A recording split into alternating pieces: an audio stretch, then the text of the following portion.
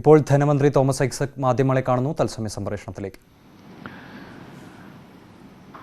ഇതില് ഈ ഔഷധ ചെടികൾ, തേനീച്ച വളർത്തൽ, ആനിമൽ ഹസ്ബൻഡറി ഇൻഫ്രാസ്ട്രക്ചർ, മത്സ്യസമ്പത്ത് യോജന, ഇതൊക്കെ സെൻട്രലി സ്പോൺസേഡ് സ്കീംസാണ്.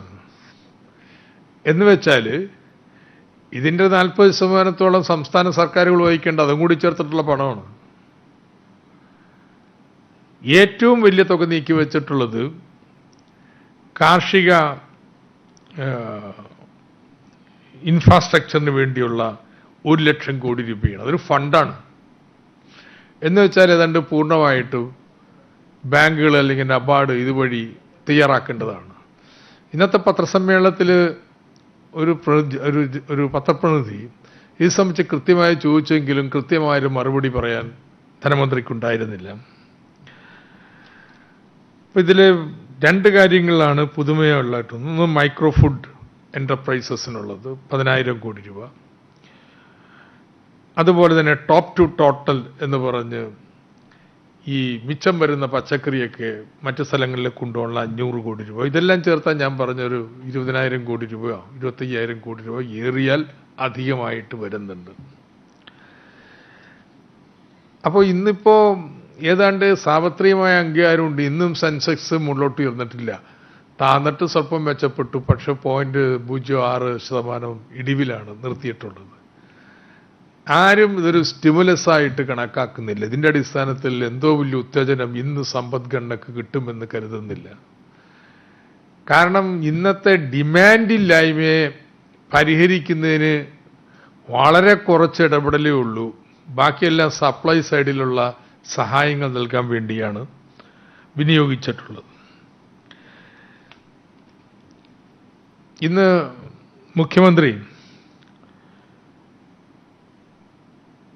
ഗിഫ്റ്റ് തയ്യാറാക്കിയ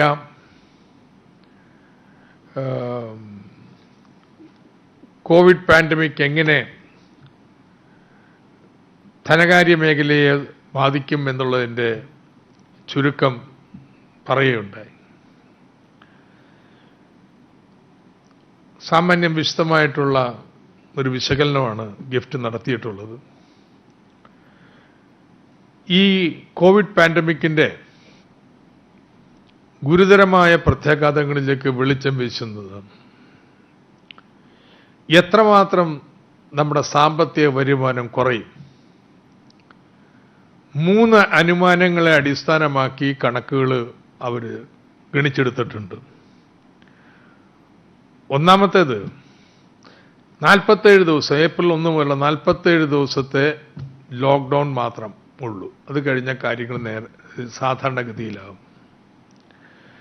അങ്ങനെ അനുമാനിച്ചാൽ പോലും 79,350 കോടി രൂപയുടെ ദേശീയ വരുമാനത്തിൽ കുറവുണ്ടാവും. 79,350 കോടി രൂപ.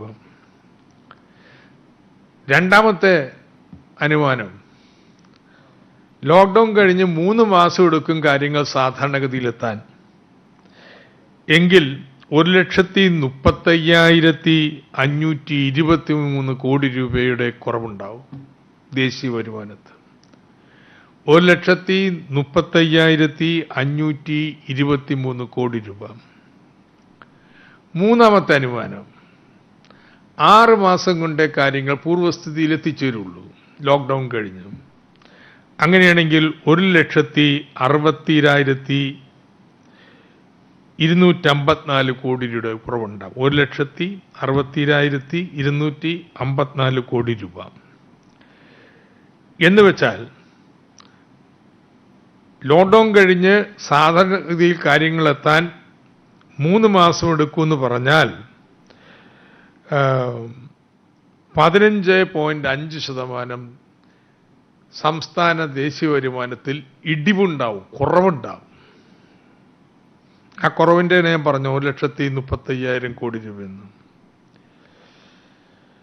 6 മാസം എടുക്കും സാധാരണഗതിയിൽ എന്ന് കരുതിയാൽ 18.5% വരുമാന നഷ്ടം ഉണ്ടാവുക. ഇതിനടിസ്ഥാനത്തിൽ അടുത്ത സാമ്പത്തിക വർഷം 5% വിലക്കയറ്റം ഉണ്ടാവുന്നിരിക്കട്ടെ, എങ്കിൽ നമ്മുടെ വരുമാനം എത്രയായിരിക്കും? എത്രമാത്രം വർദ്ധിക്കും അല്ലെങ്കിൽ കുറയും? ലോക്ക്ഡൗണിൻ്റെ പ്രത്യാഘാതം മാത്രമേ ഉള്ളൂ, പിന്നെ കാര്യങ്ങളൊക്കെ റെഡിയാകും എന്ന് കരുതി കഴിഞ്ഞാലും കേരളത്തിലെ സാമ്പത്തിക വളർച്ച -3 ആയിരിക്കും, 2.9. 3 മാസവും കൂടി എടുക്കും സമ്പദ്ഘടന സാധാരണഗതിയിലാവാൻ എന്ന് അനുമാനിച്ചാൽ വരുമാനത്തിൽ 10.1% കുറവുണ്ടാകും. കാര്യങ്ങൾ സാധാരണഗതിയിലാവാൻ 6 മാസം എടുക്കുമെന്ന് കരുതിയാൽ സമ്പദ്ഘടനയിൽ 13.6% ഇടിവുണ്ടാകും. വളരെ ഭീതിജനകമായിട്ടുള്ളൊരു ഇടിവാണ്. നമ്മുടെ ഇതുവരെയുള്ള ചരിത്രത്തിൽ, സ്വതന്ത്ര കേരളത്തിൻ്റെ ചരിത്രത്തിൽ, കേരളം രൂപീകൃതമായതിനു ശേഷം ഇതുപോലെ നമ്മുടെ ദേശീയ വരുമാനത്തിൽ ഇടിവുണ്ടായിട്ടില്ല. ഏറ്റവും ഭയാനകമായിട്ടുള്ള തകർച്ചയാണ് കേരളം നേരിടുന്നത്. എന്നാൽ ഈ വിദഗ്ധ കമ്മിറ്റി റെമിറ്റൻസിൽ വലിയ ഇടിവ് ഈ വർഷം ഉണ്ടാവില്ല എന്നൊരു നിഗമനത്തിലെത്തിയിട്ടുള്ളത്. അതിന് 2 കാരണങ്ങളാണ് അവർ പറയുന്നത്. അവിടെ നയിക്കുന്ന തുക ഡോളറിൽ കുറയും, പക്ഷേ രൂപയുടെ മൂല്യം ഇടിയുന്നതുകൊണ്ട് ഏറിയാൽ 10,000 കോടിയെ കുറയത്തുള്ളൂ. രണ്ടാമത്, ആളുകൾ പണിയൊക്കെ നിർത്തി ജോലിയൊക്കെ നഷ്ടപ്പെട്ട് തിരിച്ചു വരുമ്പോൾ അവരുടെ എല്ലാ സമ്പാദ്യവും കൊണ്ടാണ് ഇങ്ങോട്ട് വരിക. ഇത് രണ്ടും കൂടി കണക്കിലെടുക്കുമ്പോൾ ഈ വർഷം ആ രീതിയിലുള്ള വലിയ തകർച്ച ഉണ്ടാവില്ല, ഏറിയാൽ 10,000 കോടി എന്നുള്ള രീതിയിലാണ് കമ്മിറ്റി നിഗമനത്തിലെത്തിയിട്ടുള്ളത്. ഇപ്പം കമ്മിറ്റിയുടെ അല്ലെങ്കിൽ ഗിഫ്റ്റിൻ്റെ പഠനത്തിൻ്റെ ലക്ഷ്യം എത്ര വരുമാന നഷ്ടം നമ്മുടെ ഖജനാവിനുണ്ടാവുമെന്ന് വിലയിരുത്താനാണ്. അത് മുഖ്യമന്ത്രി പറഞ്ഞ പോലെ 33,455 കോടി രൂപയുടെ ഇടിവുണ്ട്. ഓരോ ഇനത്തിലും എത്രയുണ്ടാവുമെന്നൊരു കണക്കാക്കിയിട്ടുണ്ട്. GSTയിൽ 19,816 കോടി രൂപ, 19,816 കോടി രൂപ എന്ന് വെച്ചാൽ 3 മാസം കൊണ്ട് കാര്യങ്ങളൊക്കെ നേരെയാവും എന്നുള്ള അനുമാനത്തിലാണെന്ന് ഓർത്തോണേ. 6 മാസമല്ല, 3 മാസം എടുത്തിട്ടുള്ളൂ. ആ അനുമാനം നടുക്കുള്ളത്. എക്സൈസ് ഡ്യൂട്ടിയിൽ 330 കോടി രൂപ,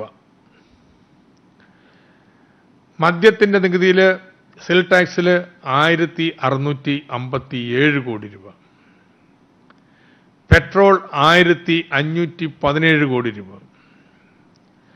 സ്റ്റാമ്പ് ഡ്യൂട്ടി 1,291 കോടി രൂപ, മോട്ടോർ വാഹന നികുതി 740 കോടി രൂപ, നികുതിയേതര വരുമാനം 651 കോടി രൂപ, കേന്ദ്രത്തിൽ നിന്നുള്ള നികുതി വിഹിതം 7,451 കോടി രൂപ, അങ്ങനെ 33,455 കോടി രൂപ. കഴിഞ്ഞ വർഷത്തെ ടോട്ടൽ ബഡ്ജറ്റിലെ വകയിരുത്തിയിട്ടുള്ള വരുമാനം 1,44,635 കോടി രൂപയാണ്. 1,44,635 കോടി രൂപ. അപ്പോൾ ഈ വരുമാന ഇടിവ് കൂടി കുറയ്ക്കുമ്പോൾ 81,180 കോടി രൂപയുടെ വരുമാനം ബഡ്ജറ്റിൽ പറഞ്ഞതിനേക്കാൾ കുറയും. കുറയുന്നല്ല, 81,180 കോടി രൂപയെ കിട്ടൂ വരുമാനമായിട്ട്. 1,44,000 വരുമാനം കിട്ടുന്നതിന് പകരം 81,180 കിട്ടൂ.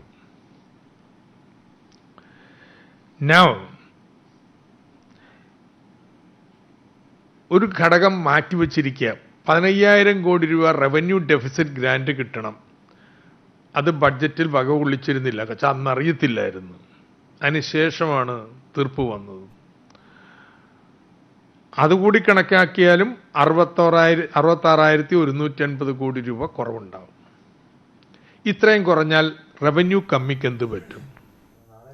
കേന്ദ്ര സാമ്പത്തിക പാക്കേജിന്റെ പശ്ചാത്തലത്തിൽ സംസ്ഥാന ധനമന്ത്രി തോമസ് ഐസക് മാധ്യമങ്ങളെ കാണുകയായിരുന്നു. പുതിയ സ്കീമുകൾ സ്വാഗതാർഹമാണ്. പക്ഷേ കേരളത്തിനെ സംബന്ധിച്ചിടത്തോളം വരുമാനത്തിൽ വലിയ ഇടിവുണ്ടാകാൻ സാധ്യതയുണ്ട് എന്ന കാര്യങ്ങളൊക്കെ ധനമന്ത്രി പറയുകയുണ്ടായി. മറ്റു വാർത്തകൾ നോക്കാം. ഇടുക്കിയിൽ കോവിഡ് സ്ഥിരീകരിച്ച ബേക്കറി